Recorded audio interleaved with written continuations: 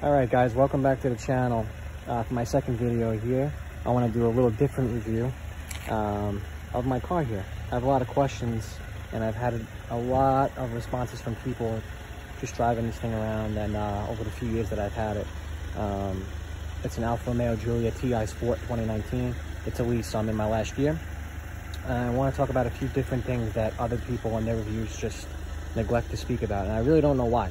Right, a lot of people want to know dollars and cents, right? When I was looking into this car, I wanted to know how much was it going to cost, what was the daily cost of ownership, and all that stuff. And the reviews really don't talk about it. They all talk about things like performance and handling, and all that stuff is great, but the money is going to be a driving force, right?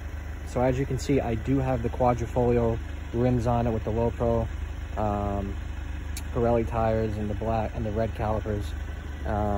Just quick here, it has the red interior with the sport package on it.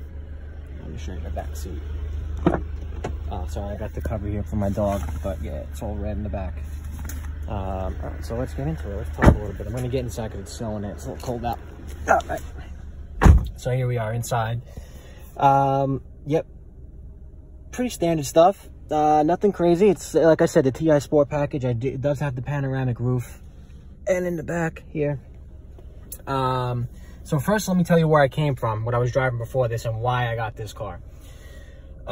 Before this, I had a 2017 Subaru WRX STI. Yes, that car was something else. And I can do a separate video on that too if you guys want to know what that cost of ownership was, my thoughts on that car and all that. I'll just make it short and sweet with that one. That car was something else. That was by far probably one of my favorite cars that I'll ever have. I don't care how much money I make in the future or what I'm driving, that car will always have a special place in my heart. And when I have a garage, I will absolutely have another WRX STI in there someday soon. But anyway, about this car. So I was coming from the STI, and I wanted something that was a little bit more practical. I guess that's not really the word, because I felt that was very practical for me and my needs, but I wanted something with a little more class and a little more style without sacrificing too much of the performance that car had, because that was the driving factor for me with that car.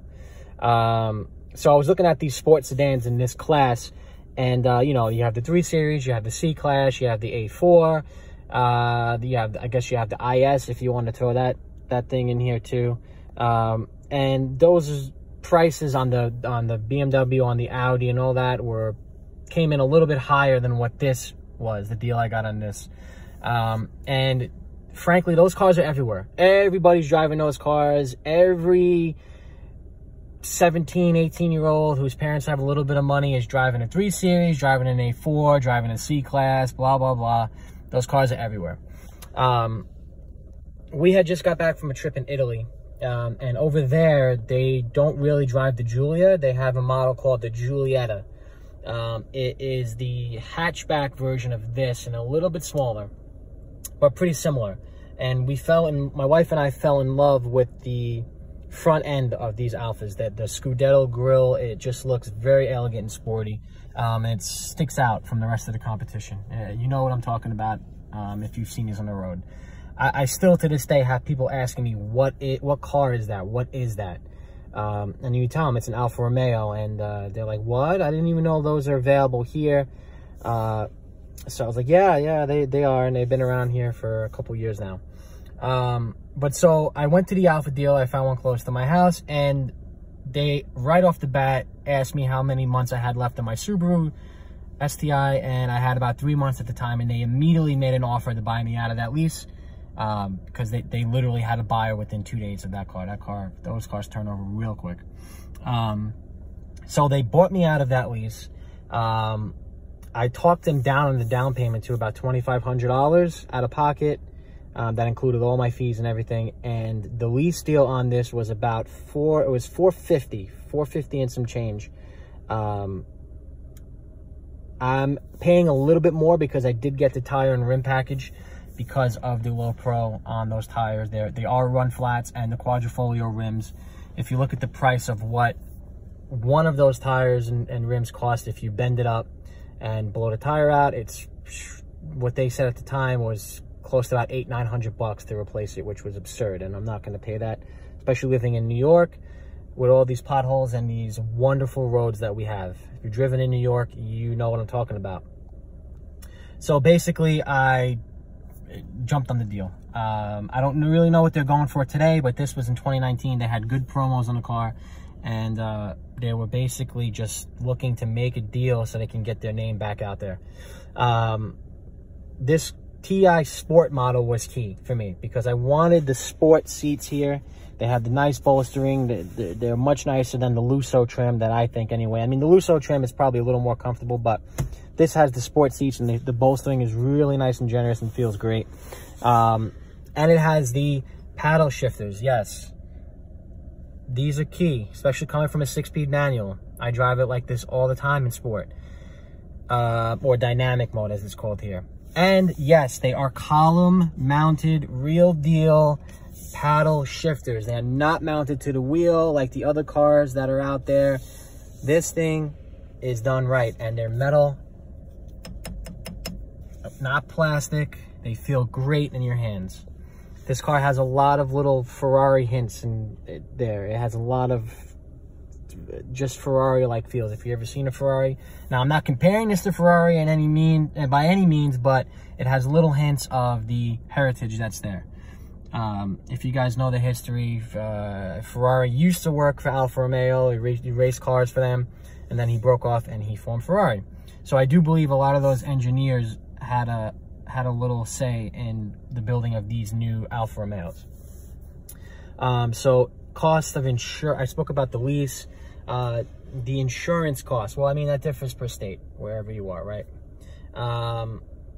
Yeah, I'm in New York, so I'm probably paying one of the highest insurances you'll possibly have on these cars, but it's really not too bad considering what's out there. I mean, I was paying more for my STI. And it's not that bad. You have to deal with your insurances to figure that out. Gas, it does take premium gas, so you would factor that in too, depending on where you live.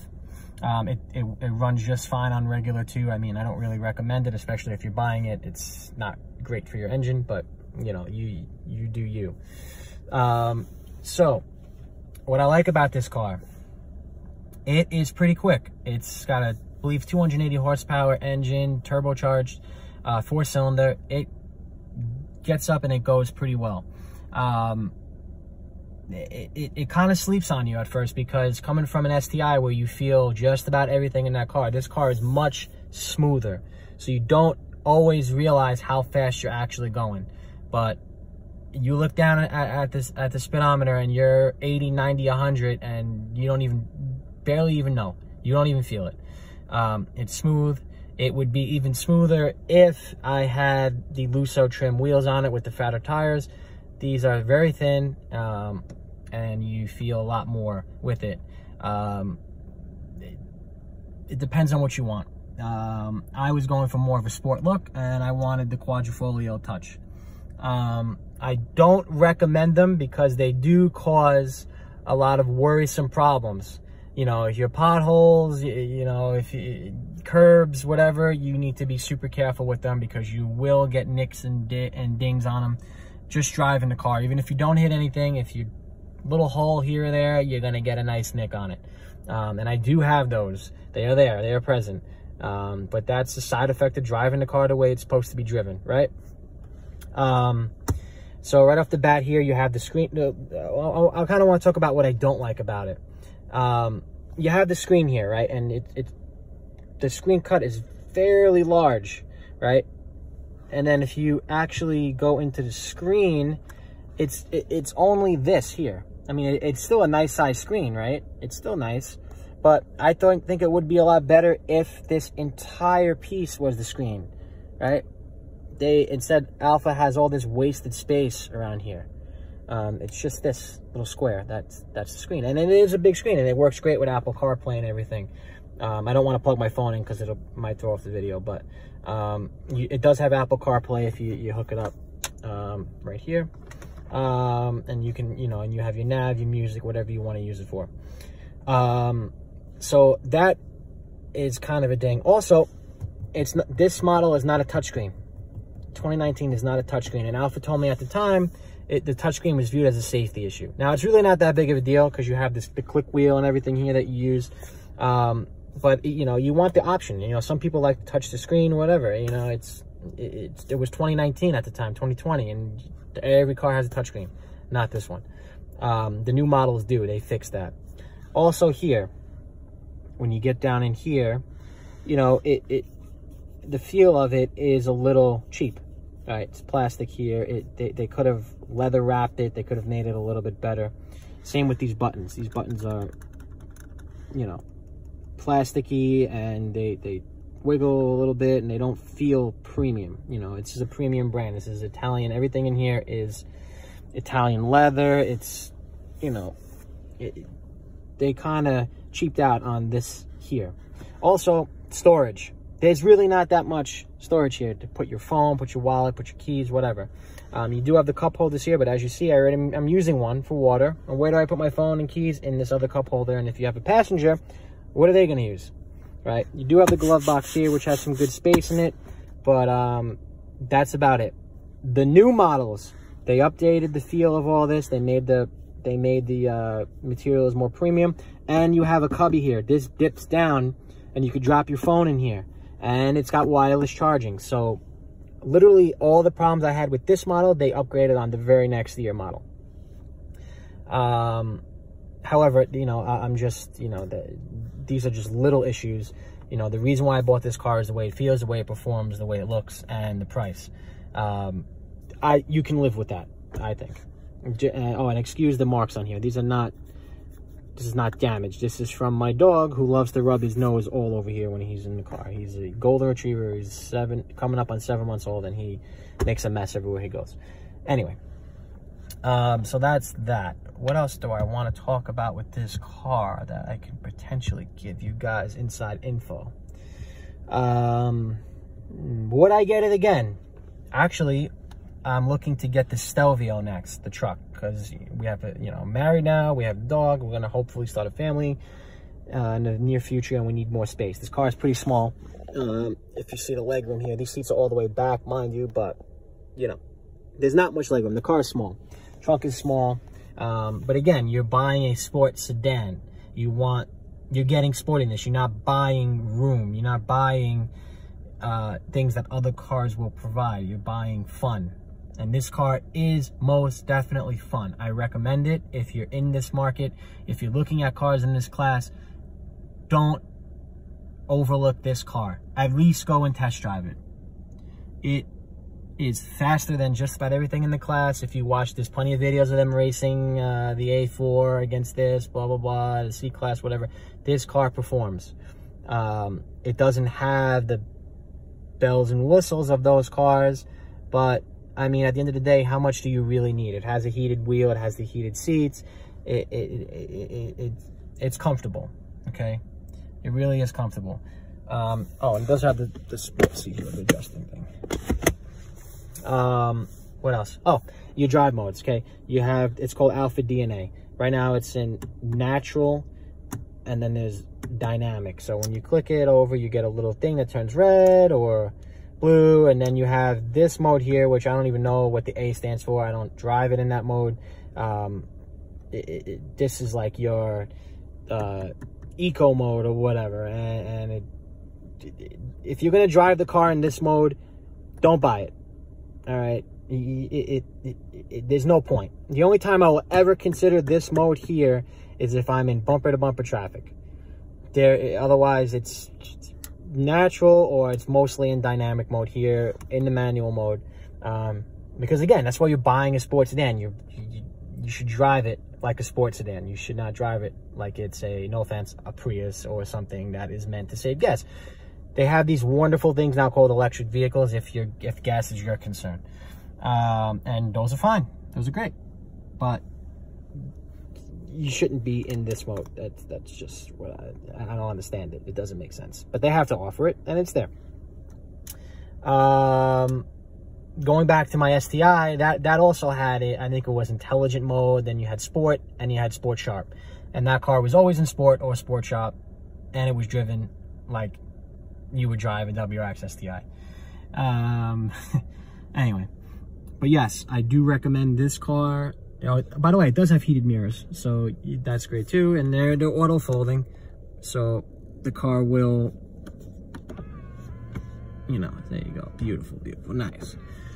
Car has all the features that you could want. If you want more, luxury, you can go for the Lusso trim. This is not like rubberized up here. This is all leather wrap, and you get the, I guess, a different feeling wheel, but this wheel feels great.